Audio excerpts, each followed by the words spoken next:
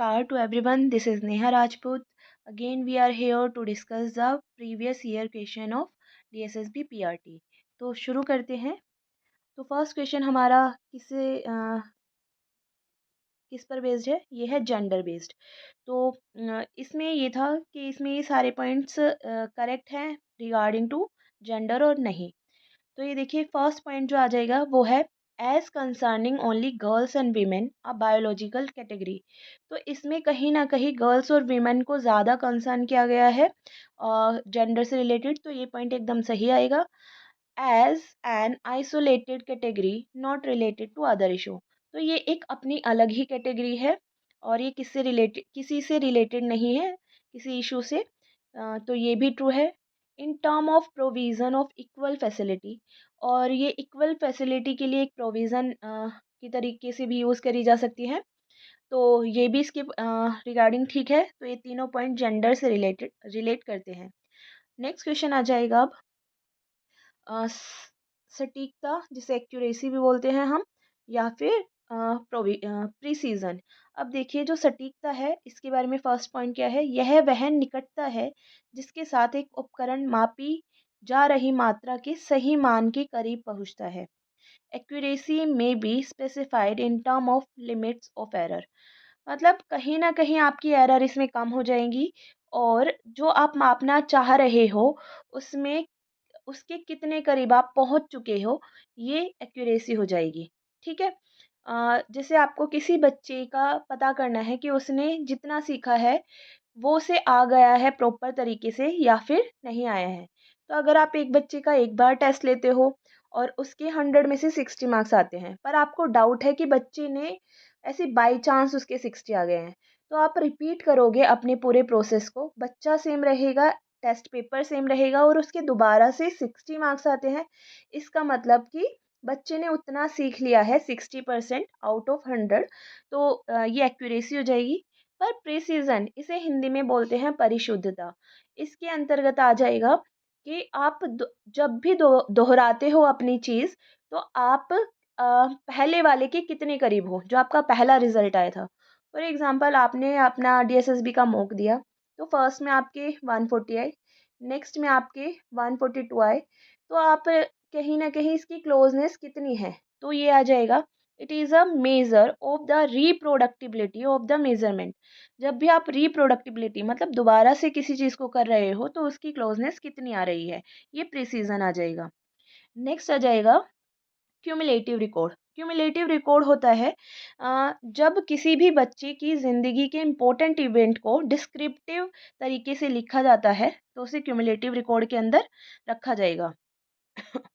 Next आ जाएगा type of curriculum. देखिए यहाँ 4 तरीके के हैं, वैसे और भी है जैसे हिडन करिकुलम भी हो गया और नल करिकुलम, ज़ीरो करिकुलम, इस तरीके से. पर यहाँ 4 टाइप दिए हुए हैं अभी.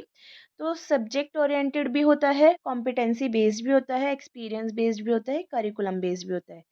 जो सब्जेक्ट ओरिएंटेड होता है उसमें हम स्पेसिफिक किसी सब्जेक्ट की तरफ ध्यान केंद्रित रखते हैं.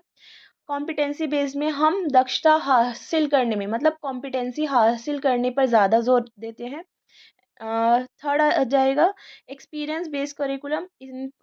इसमें हम एक्टिविटीज़ हैंड्स ऑन एक्टिविटीज़ पर ज़्यादा एम्फेसाइज करते हैं. फिर लास्ट आ जाएगा कोर करिकुलम. कोर करिकुलम थोड़ा ऐसा करिकुलम है जो कि शायद पढ़कर ना समझ में आए. तो कोर करिकुलम के अंदर हम एटलीस्ट वो सब्जेक्ट रखते हैं जो हमारी लाइफ में अ, बहुत इम्पोर्टेंट होते हैं, है ना, कि हम अपनी लाइफ को आराम से चला सके. तो ये 4 करिकुलम है. नेक्स्ट आ जाएगा डेमोग्राफी. डेमोग्राफी जो है वो होती है study of human population and how they change. तो मानव जनसंख्या किस तरीके से बदल रही है इसके बारे में, मानव जनसंख्या का अध्ययन और वो किस तरीके से बदल रही है इसके बारे में हम डेमोग्राफी के अंदर सीखते हैं. लास्ट आ जाएगा ब्रेन स्टॉर्मिंग. ब्रेन स्टॉर्मिंग जो है वो बहुत अच्छा वर्ड है. ब्रेन मतलब दिमाग, स्टॉर्म मतलब तूफान. मतलब दिमाग में तूफान चलना. पर कैसा तूफान? आइडियाज का तूफान चलना. ठीक है. Method that is used for creating ideas without limitation. मतलब आप अपने दिमाग में विचारों को निर्मित करेंगे बिना किसी लिमिटेशन के, ठीक है, उस पर कोई लिमिटेशन नहीं होगी। जो इसका नाम है, it's name is so given, it's name is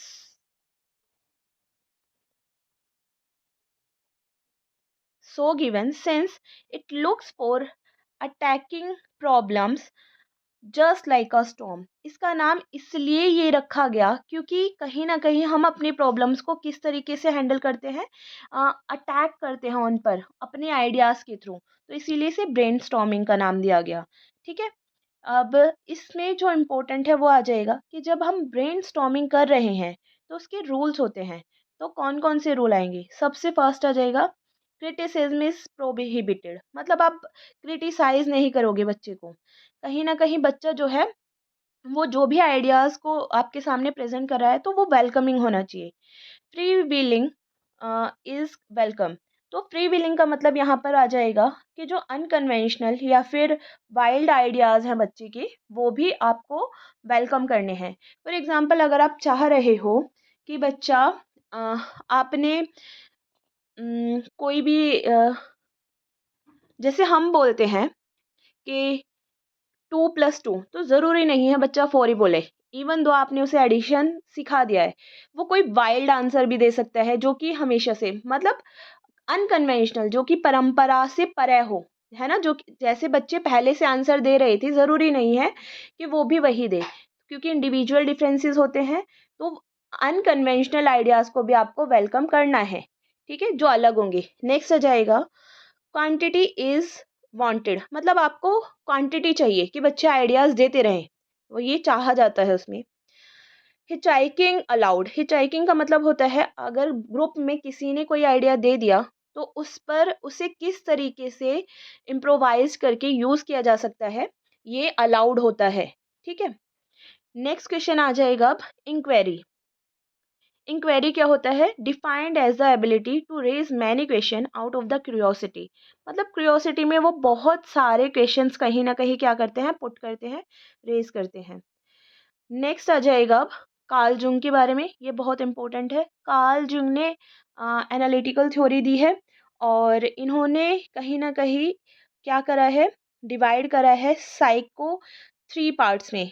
basically इन्होंने पर्सनालिटी थ्योरी दी है और इसमें इन्होंने 2 पर्सनालिटी के बारे में, इंट्रोवर्जन और एक्सट्रोवर्जन की बात करी है। आप पर्सनालिटी में आइजेंग के बारे में भी बात करेंगे, उन्होंने भी इंट्रोवर्जन और एक्सट्रोवर्जन दोनों ही टाइप बताए हैं, पर सबसे पहले वो कार्ल जुंग ने किया था। पर इन्होंने कहीं ना कहीं साइक को 3 पार्ट्स में डिवाइड करा है। साइक क्या होता है? मेंटल एक्टिविटीज़ या फिर मन, हम साइकोलॉजी में भी पढ़ते हैं ना, मेंटल एक्टिविटी को इन्होंने यहाँ पर साइक कहा है। फर्स्ट जो आ जाएगा इनका कॉन्शियस माइंड आता है फर्स्ट, देखिए यहाँ पर लिखा हुआ है, ये फर्स्ट हमारा आ जाएगा, किससे रिलेट होगा वो? कॉन्शियस माइंड, जिसे हम ईगो के नाम से भी जानते हैं, जिसमें कि कहीं ना कहीं हमें चीज़ें पता हैं। दूसरा आ जाएगा अनकॉन्शियस माइंड माइंड या फिर पर्सनल अनकॉन्शियस, मतलब कहीं ना कहीं हमने खुद से अपनी चीज़ों को दबाया हुआ है। Not conscious but can be made conscious, मतलब वो कॉन्शियस नहीं है पर कॉन्शियस हो सकता है, अपने आप से ही हमने किसी रीज़न से चीज़ों को दबाया हुआ है। थर्ड आ जाएगा कलेक्टिव अनकॉन्शियस, ठीक है, ज़रूर याद रखना, थर्ड कलेक्टिव अनकॉन्शियस है। इन्होंने कहा है कि मानसिक विरासत, कहा है इसे इन्होंने, मतलब कहीं ना कहीं मानव जन्म जब से हुआ है तब से ये है। जैसे हमारे पास शारीरिक गुण आते हैं हमारे पूर्वजों से, वैसे ही हमारे पास मानसिक गुण भी आए हैं और वो पहले से चलते आ रहे हैं। इसमें पिछली पीढ़ियों के अनुभव में से एक शामिल है जो मनुष्य की उत्पत्ति तक वापस हो सकता है। यह प्रकृति में आदिम के रूप में वर्णित है। और जलाशय, जलाशय वर्ड याद रखिएगा, जो कि कलेक्टिव अनकॉन्शियस से रिलेट करता है, जहाँ से अन्य सभी प्रणालियाँ निकलती हैं, मतलब कहीं ना कहीं जहाँ हमारे जब से शुरुआत हुई है तब से हमारे माइंड में जितनी भी चीज़ें हैं, तो वो एक कोई भी कहीं पर भी हो इस संसार में, सबका एक तरीका है, सबके मानसिक गुण हैं जो कि एक जगह से आए हैं। ये कार्ल जुंग का मानना था। याद रखिएगा, कार्ल जुंग 3 इन्होंने माइंड के टाइप दिए हैं, साइकी के टाइप दिए हैं, conscious, unconscious, third collective unconscious. Next आ जाएगा, देखिए, प्रियर नॉलेज, ये भी बहुत अच्छा था क्वेश्चन। एक प्रियर नॉलेज होता है, एक पोस्टीरियर नॉलेज होता है। मैं आज प्रियर नॉलेज करा देती हूँ, कल पोस्टीरियर नॉलेज के बारे में बात करेंगे। जो प्रियर नॉलेज है ये किससे रिलेट करता है, ये लॉजिकल होता है और मैथमेटिकल ट्रुथ इसके अंदर आते हैं। ठीक है, इसमें क्या होता है, हैज़ यूनिवर्सल वैलिडिटी, मतलब यूनिवर्सल वैलिडिटी से मिल जाती है, सांसारिक वैधता से मिल गई जाती है। And once recognized as true, और एक बार ये ट्रू हो गई तो इसे ट्रू माना जाता है। The proposition that come under this category of knowledge are known as analytical proposition। इसके अंदर जो भी proposition आती है, statement आती है, उसे किस नाम से जाना जाता है, analytical proposition के नाम से जाना जाता है। फॉर एग्जाम्पल ये आ जाएगा, बैचलर आर अनमैरिड मैन, है ना। बैचलर क्या है, अनमैरिड मैन ही है, तो एनालिटिकल प्रोपोजिशन है ये। पर एक होता है नेगेटिव एनालिटिकल प्रोपोजिशन। तो नेगेटिव एनालिटिकल क्या होती है, वो सेल्फ कॉन्ट्रैरी होती है, मतलब अपनी ही बात को क्या कर रही है, गलत तरीके से प्रस्तुत करी है। जैसे बैचलर्स आर नॉट मैरिड, हाँ ठीक है ना, तो बैचलर ये क्या है, बैचलर्स क्या है, बैचलर बोल रहे हैं और क्या बोल रहे हैं यहाँ पर, नॉट मैरिड बोल रहे हैं उन्हें, नॉट अनमैरिड बोल रहे हैं, सॉरी। तो बैचलर्स आर नॉट अनमैरिड, वो अनमैरिड नहीं होते, तो मतलब शादीशुदा होते हैं। तो ये तो अपनी ही बात को क्या कर रहे हैं, कॉन्ट्रैरी कर रहे हैं। जैसे अगर हम बोल दें कि राजस्थान में बहुत सारा पानी है, तो ये तो सेल्फ कॉन्ट्रैरी वाली बात हो गई। तो जो नेगेटिव एनालिटिकल होती है, ध्यान दीजिएगा ये क्वेश्चन आया हुआ है, नेगेटिव एनालिटिकल, जब हम अपनी ही बात को सेल्फ कॉन्ट्रैरी करते हैं तो उसे नेगेटिव एनालिटिकल बोलते हैं। पर एनालिटिकल प्रोपोजिशन जब हम सेम बात बोल रहे हैं, इसका एग्जाम्पल सबसे अच्छा है बैचलर्स आर अनमैरिड मैन। ठीक है, होपफुली आपने ये सभी समझा होगा और आपको ये सब कुछ अच्छे से समझ में आ गया होगा। कुछ भी अगर ऐसा हो जो ना समझ में आए, आप कमेंट सेक्शन में कमेंट कर सकते हैं।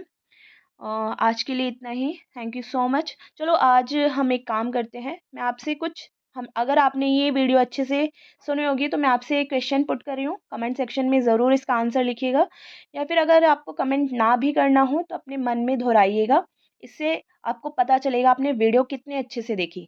चलो मुझे ये बताओ, कार्ल जुंग ने साइकी के कितने पार्ट्स में डिवाइड करा है और उनके क्या नाम हैं। ठीक है, जैसे कि फर्स्ट ईगो किससे रिलेट करता है, और सेकंड पर्सनल किससे रिलेट करता है, और द कलेक्टिव इसके आगे कौन सा आएगा।